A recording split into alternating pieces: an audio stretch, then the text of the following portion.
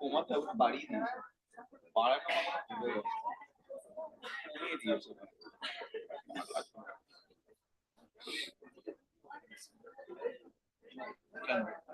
ঠিকই তো বলছি। আরে তোর আসছে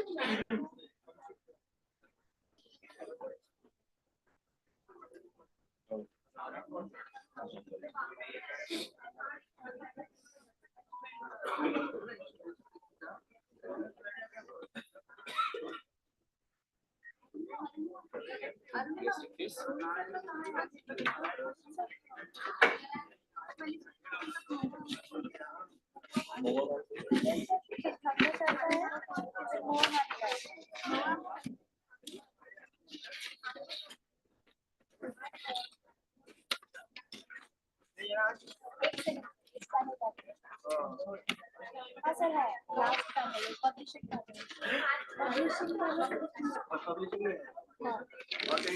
ओके वो बाद में एकदम लास्ट में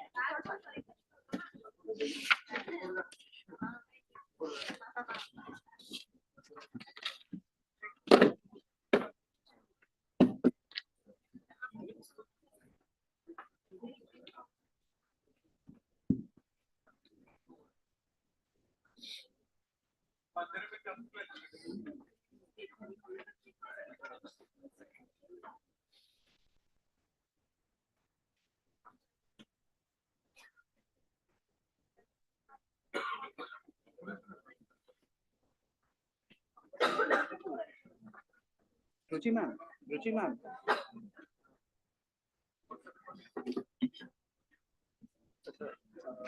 क्लाइंट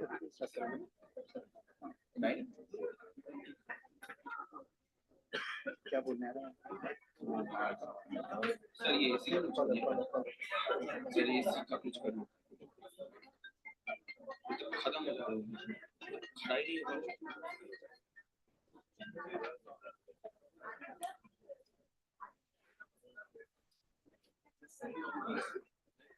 नाम चुपता तो इनको दिया बहुत भालो লাগছে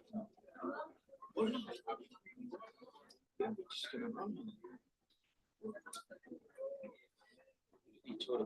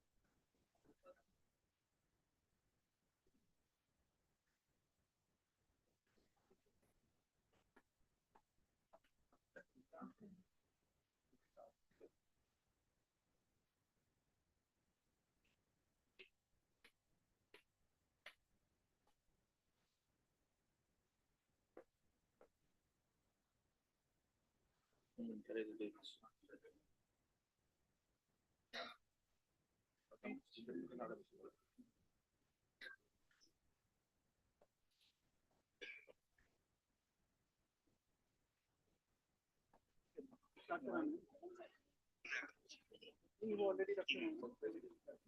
ठीक है, अगर नहीं समझ में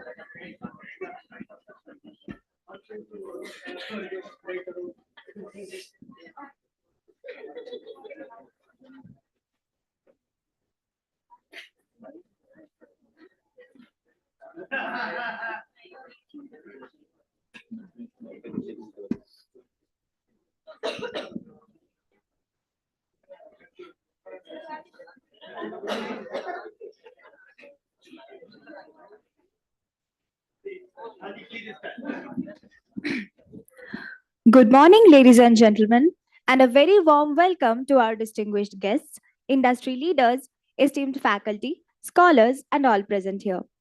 I, Arunima Das, alongside my co host Shreyojit Bhomik, warmly welcome you to the 19th ISDSI Global Conference 2025 hosted at IMI Kolkata.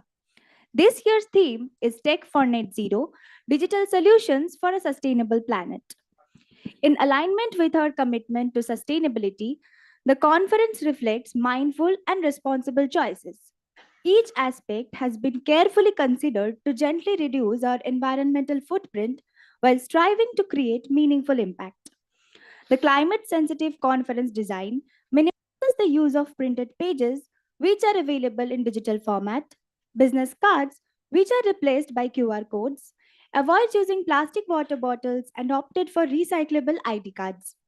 ENY estimates that adopting the climate friendly design of the ISDSI Global Conference over the 4 days will save 1,474 kgs of CO2 equivalent compared to a similar traditional conference of comparable size.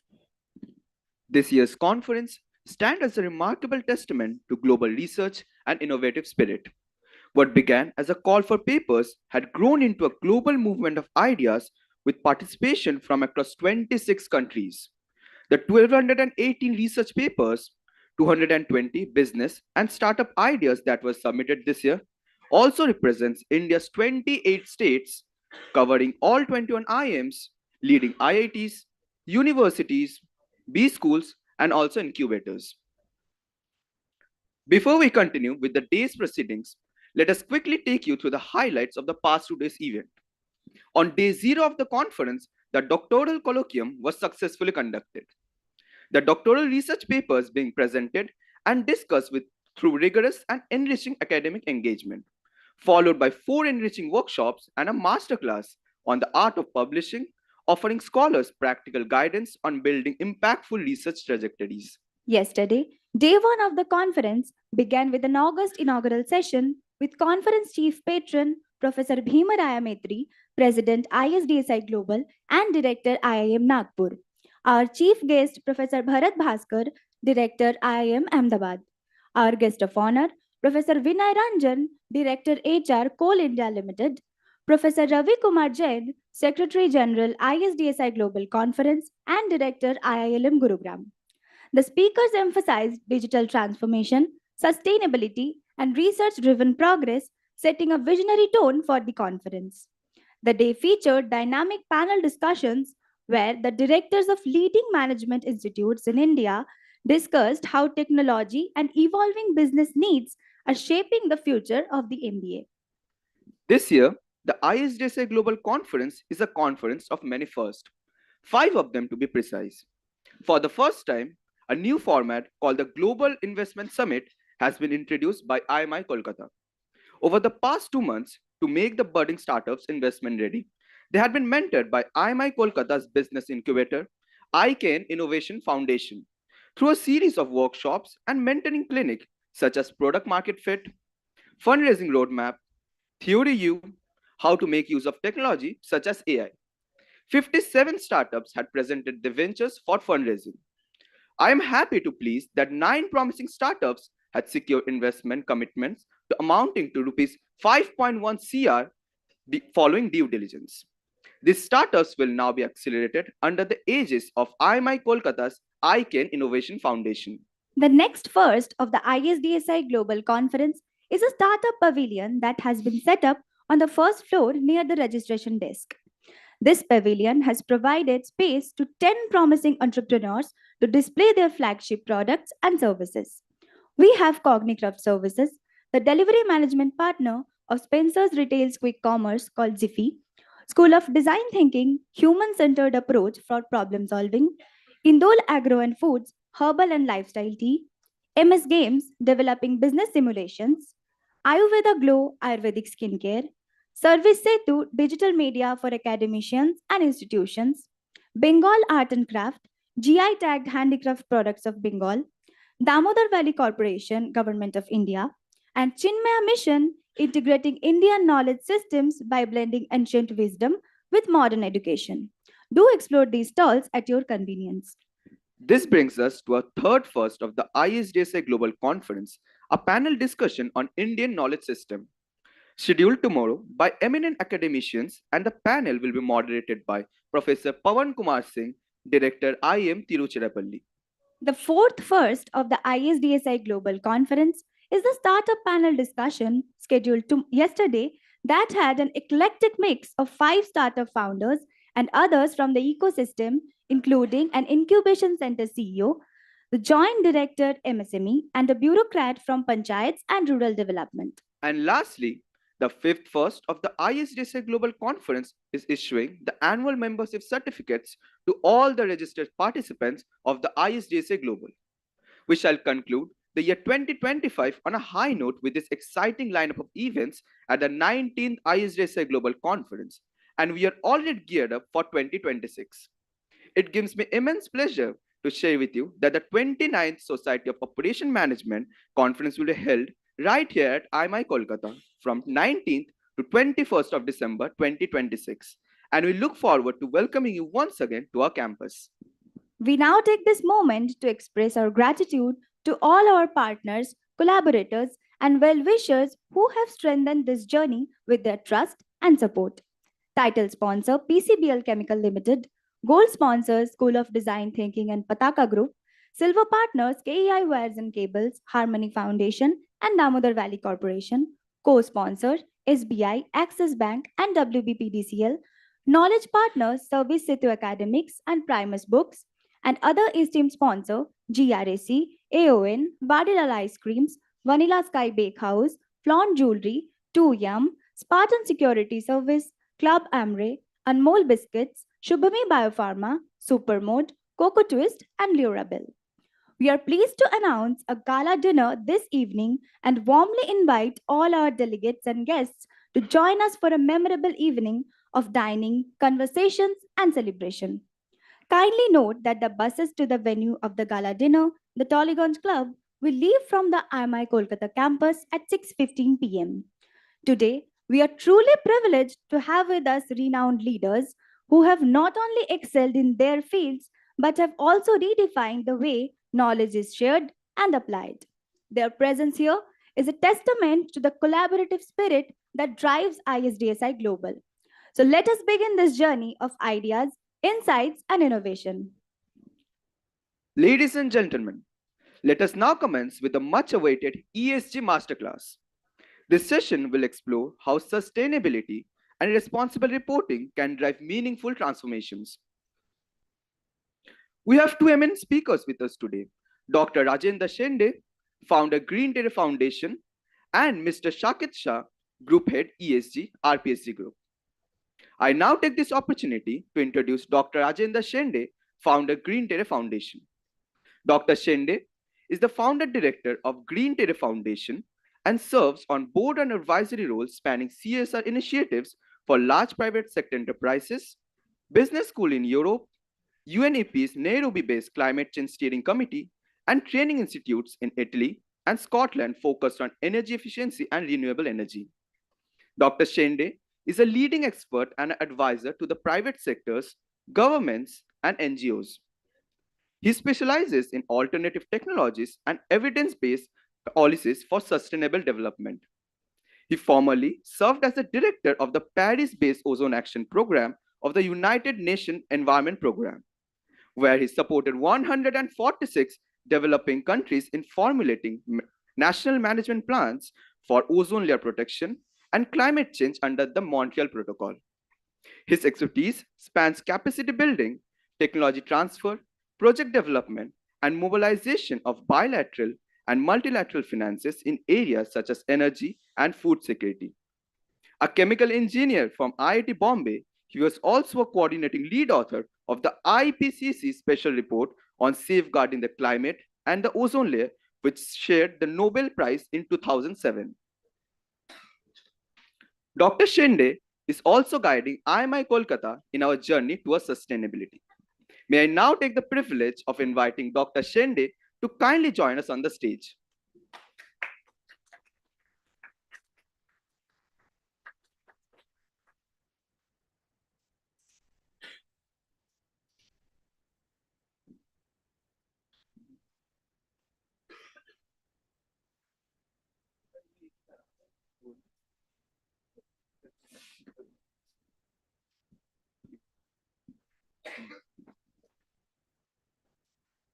I now take this opportunity to introduce Mr. Saket Shah, Group Head ESG, RPSG Group. Mr. Shah has an experience of more than 24 years in corporate finance, capital markets and fundraising, ESG, investor relations, M&A, fixed income and project finance. He was involved in prominent M&A, equity and fundraising. He has rich experience spanning around aluminium, cement, fiber, chemicals, power, entertainment, and textile. Before joining the RPSG Group, he worked at Aditya Birla Group for more than 15 years at group corporate finance level and with their flagship company, Grasim Industries, where he was heading investor relations and ESG reporting. He worked in the financial sector for Citi and Tower Capital and Securities. I now invite our esteemed speaker, Mr. Saket Shah, to kindly join us on the stage.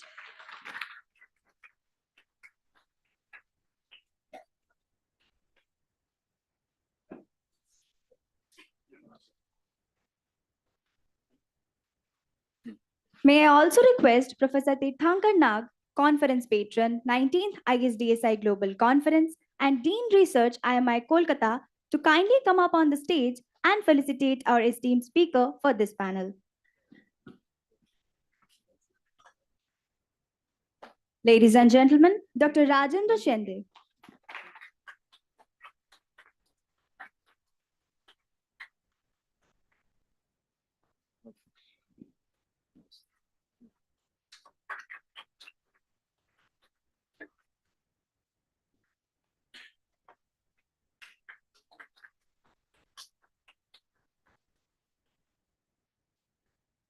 Thank you.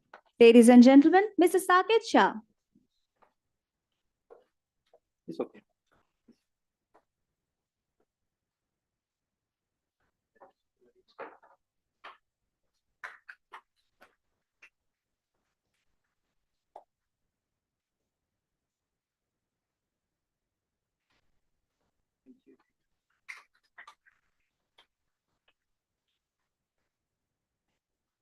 I now request all the dignitaries on the stage to kindly come forward for a group photograph.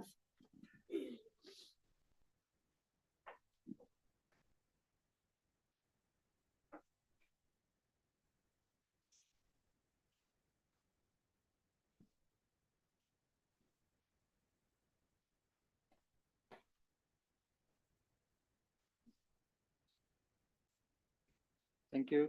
Thank you, Professor Nag. We now hand over the stage to Mr. Shah for his talk on ESG, A New Awakening.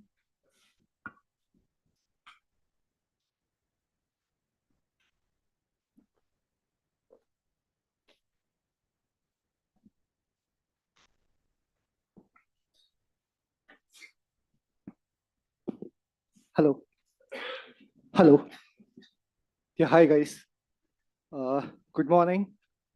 Thank you for having me here. You know, uh, let me just start on the topic, the ESG, the new awakening. I think so, last couple of years, maybe last 10, 15 years, there have been a lot of developments on the ESG and the sustainability front. And we have seen, a lot of regulations being formed and a lot of actions around it. But, 2025 has been a defining year. Why it has been a defining year? There are 4 T's which have impacted the overall sentiment. The first one is a technology. The second one is a tariff. The third one is we are talking about the transition. And the fourth one I don't want to talk about. Yeah. So let me start with technology. I think so. This is the first time in last 25 years of my career. I started my career when the dot-com bust was there, or that was in 2001. And that point of time, there was a lot of talk about whether the technology will survive. And we have seen the technology surviving for now 2.5 decades.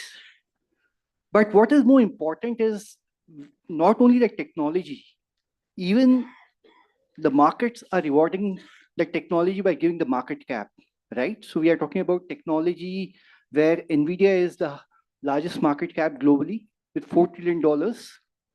And we are talking about, again, 2 things on the technology. One, the AI. The AI boom in last couple of years, we have seen a lot of commitment between the Americans and the Europeans and the Asians. So there are trillions of, or the billions of dollars which have been committed. The second one, the tariff. The way companies have to define the business model or the way things are changing. I think so. In last couple of years, one would have not anticipated that, but it has all happened in just 1 year. The third one, the transition we are talking about. Any business you talk about, whether the largest market cap in India or the largest market cap in the world, right? They are thinking about how to redefine the business model. Google was just a search engine. It's a tech company today. Yeah. We are talking about Apple. It was just a phone manufacturer. They're talking about it's a full technological company. They're talking about not only the EV car, where their success has been very limited, but there are other technological initiatives what they have taken. So without taking too much of time, this is the flow of the presentation. I'm talking about the East. I'm going to talk about the challenges. I'm going to talk about the third one, which is green hushing. I'm going to talk about the themes, finance and ESG success stories. The first one. In last 20 years, any talk or any discussion on the technology would have started from the West, whether you're talking about the US, whether you're talking about Europe. And most of the technology manifestation happened either in Silicon Valley or in the German labs. Yeah. This is the first time that we are talking of the East. We are talking about China, we are talking about India, and we are talking about other Asian nations. They have taken the lead on the sustainability side. And why? I think the question we have to ask is, there's a massive change in the overall, the way ESG, the way sustainability, the way economics is getting perceived. So today, China accounts for around 35% of the global power capacity. They have invested close to $2,000 billion in the overall on the sustainability side, of which $1 trillion has been spent on the power. They spent $200 billion on EV and more than a couple of $billion on AI. So what we are talking about is, one, the overall landscape has changed because Chinese have invested before time, right? And what we are seeing is they have become the global leaders, not only in the renewables, but also on the EV side and also on the AI part. The other important feature is, if you really look at the GDP of China, they are the second largest with around $19,000 billion, per capita income of 13,000 US dollars. So what we're talking about is, one, the economics. They have the money, and the investment is going not only in the AI, but also is getting into the new technologies. The second one is the GHG emissions. If you really think about the GHG emissions in China, they are 15.5 million tons, and they account for 29% of the overall GHG emissions. Yeah. The second one, we're talking about India. We're talking about India is the second largest, not only in terms of the initiatives what they have taken, but also the amount of capital deployed, what we have seen in India, either on the renewable part and also on some of the new technology and initiatives. The two takeaways from this slide is, one is India is the fourth largest economy, and the median age of the Indian population is 28 years. So these are the two takeaways from this slide. The third one. This slide gives a very good overview in terms of the way US, the way China, the way Europe and India stack up on both on the economic side and on the ESG part of it. Yeah.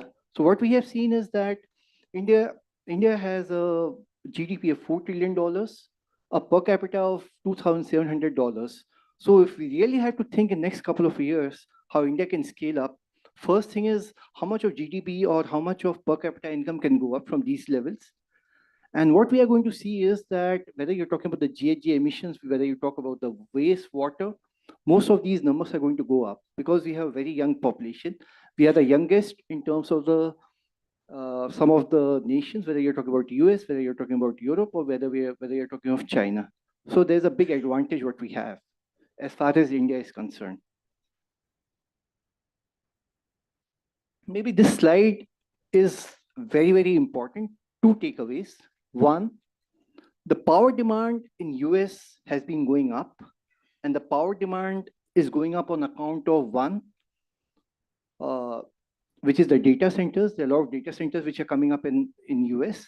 So what we are seeing is, if you really look at the blue line and the white line is what is the expected supply of power, and the blue is what is the anticipated power. So what we are seeing is there's a gap between the blue and the white. So what it means is the new power capacities have to come in US to take care of the new demand.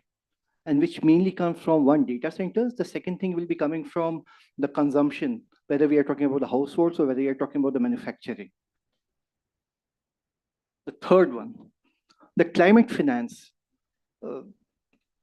So two things. One, the numbers are massive. When we are talking about the climate finance, we are talking about $1.5 trillion of money which is getting spent, of which on the chart on the left, we are talking about in US in 2024 itself, they faced the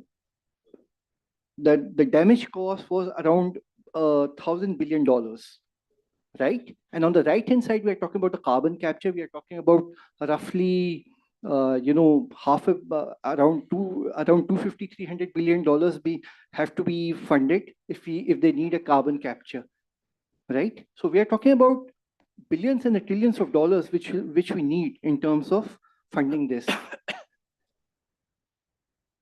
The next one, we are talking about most US companies. If you really think about in last couple of years, we have been talking about ESG as a concept. We have seen some amount of after the change in the political some changes in US, we have seen people slowing down.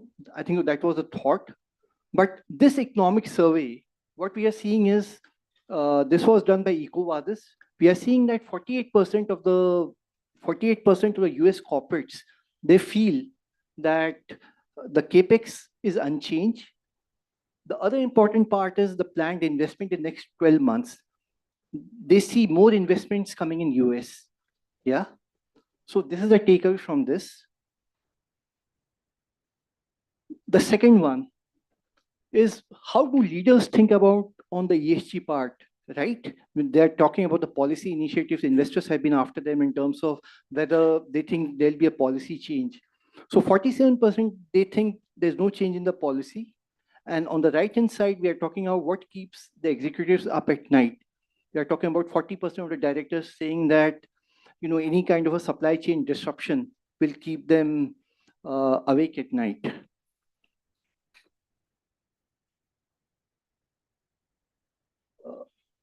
AI and the data centers. AI has been a very consistent theme. That two takeaways from this slide. One is the amount of investment we are talking about. We are talking about $5 trillion of investment going into AI between US, Europe, and other nations. The second one is the power demand. The amount of power demand which AI investments will lead to. So we have seen that blue curve and the white line, right? So we are talking about the expansion in the power demand. So because of which there'll be an impact. So there'll be more investment in the renewable sector, which needs to come in. Then we are talking about if AI has to be implemented, then what are the key things? What AI is going to solve for? It's going to solve for supply chain, it's going to solve for automated reporting, it's going to solve for real-time data access. This is what it's going to solve for.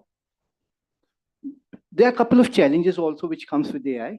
The challenges will be on the data centers, on the electronic waste, and the power consumption. These are the big challenges we are talking about. And we are talking about how to mitigate this. Ethical guidelines and maybe when we are building the AI data centers, that's when we have to be very careful in terms of how the investments have to go in. Anyone knows what ethical guidelines are in case of AI? So in case of ethical guideline, what they're talking about in Europe and US, they're talking about passing off some legislation whereby AI will not be able to do certain things. And this is being preempted by the politicians across the globe, because there are two things in their mind. One, there'll be job losses. The second one is China is taking a lead on the AI. So what it means is they have to be far ahead in terms of the thinking as far as the AI is concerned. So what they are doing is they are putting a regulation around AI, and maybe this regulation we'll see in 2026 or 2027. But one thing very pertinent is, I think so, AI is one technology which is there to stay, and the impact of it is unknown as of now. And the other part is in terms of the capex. Whether you talk about the Google, whether you talk about the Microsoft, whether you talk about any other large corporates, these investments are going to happen, and these are large investments. And why is it happening is because they are looking at long-term solutions on the technology side. Decarbonization, two takeaways. One is the afforestation part, the second is the circular economy part, third is the carbon capture and utilization. What we are talking about, how the decarbonization will happen, will impact the companies, how it will impact the nations. So the takeaway is on the afforestation part, there are a lot of investments which are happening on plantations. On the carbon capture, I've already discussed a lot of money which is getting deployed on the carbon capture part of it. Yeah. Let me just talk about some of the numbers. What is the size of the EV vehicles in globally? Anyone aware of what is the size of the EV vehicles? What is the size of the EV vehicles globally? Yeah. So EV roughly is 20 million 20 million EV cars are sold on an annual basis. And we are talking about China being 60% of the market share. And what we are talking about is in next couple of years, this number is going to expand, maybe double up. So what we need is we need more metal, we need more material, and we need new technology. Because today, if you really think about the way technology has changed the EV, you look at Tesla. A good Tesla car costs $80,000, while a BYD costs $40,000. So what we are talking about is Chinese have optimized on two things. One, on the technology part, and second, on the cost part. And from a long-term perspective, if we think China and India can dance together, they have to optimize on the technology and the cost part of it. Yeah. Next one, we are talking about BESS capacity, 150 gigawatts going to 760 gigawatts. And in India, it's half a gigawatt. It will go to 47 gigawatts. So in India also, maybe, most of us have not seen the power outages for a couple of years now, but 10, 15, 20 years back, it used to be bad. But now again, we are talking about the power demand in India is going to expand by 6-7% kind of a number. And what we are seeing is how do we kind of match up to this capacity? This would need more of investment. One, more new capacities have to come in. And the second thing is maybe in terms of the BESS, this is one solution. Yeah, this is how the transition has happened in case of India and overseas. The blue line is the, so the one at the top is the renewable capacity, which has been set up globally, and down below the other chart, we are seeing how the capacity is shaped up. So in India, 50% as of today, the India power capacity is 500 gigawatts, of which 50% is renewable. Globally also, that number has shaped up quite well. But in China, roughly 65 or 60% of the capacity is a renewable capacity. And thanks to China, the overall cost of setting up renewable capacity has come down. And also the power prices have also come off. This is the third theme. I think so. This is one theme maybe young people like you have to be very cognizant of. The recycling market has become a reality, and in the next couple of years is going to take off big time. So whether we are talking about metals, whether we are talking about plastics, whether we are talking about paper, whether we are talking about textiles, the recycling markets have taken off in India. Just to give you a little bit taste of it, globally, if you really think about the gold and silver prices have kind of gone up by 50%. Silver has gone up by 100%. Aluminum is up 30%. So what we are talking about, the Mother Earth can only produce whatever little it can. The other solution is the recycling is a big solution what we'll have to look for. So from that perspective, all this is very important. And textile waste is one important reality in life, which many of us are not aware, but India is the largest recycling market for textile waste. I don't know whether you have heard of Panipat as a center. Panipat is the largest recycling textile center in India. And it has come up in last 10, 15 years. Yeah. So finally, finally, where does it go to? One, this is the lineup of what the global funds are on the ESG part, roughly $3,000 billion of assets, and these are the big names. The proof of the pudding lies if someone has how companies are funding the ESG initiatives or whether they can get money from the markets. So there are two ways of getting the money. One is the equity market, one is the debt market.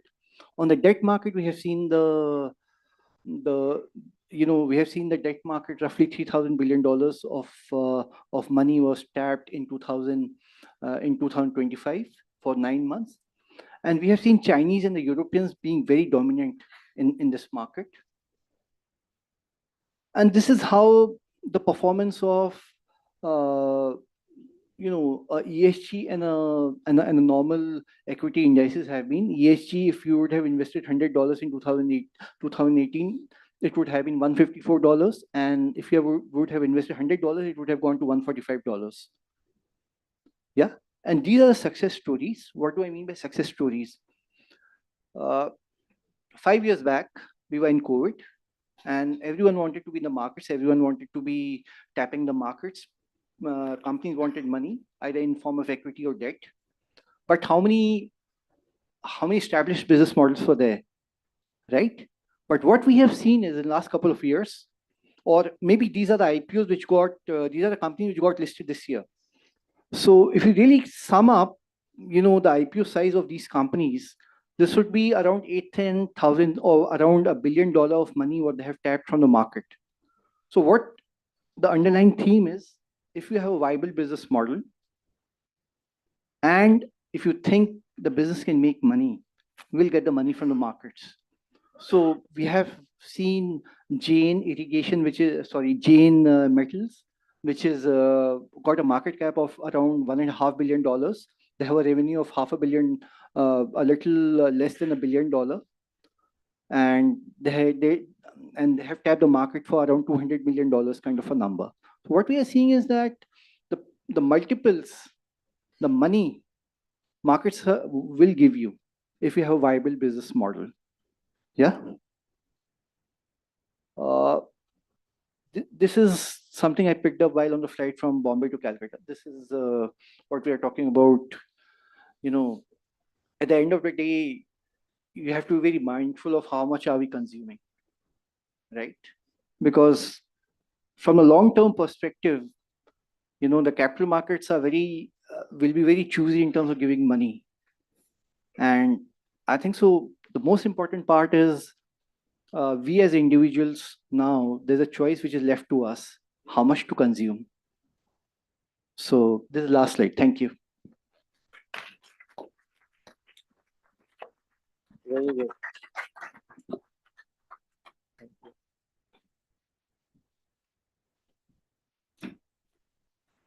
Thank you, sir, for your insightful clarity on the evolving ESG priorities and the need of AI in shaping sustainable growth.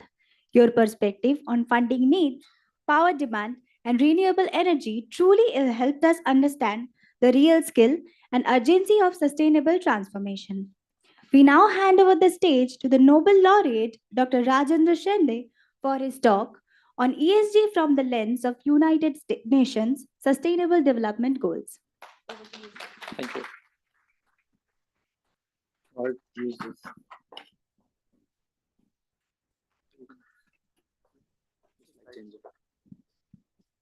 Oh, okay. Namaskar. Good morning to all of you. It really looks like a morning class to me, the half side full, half side empty.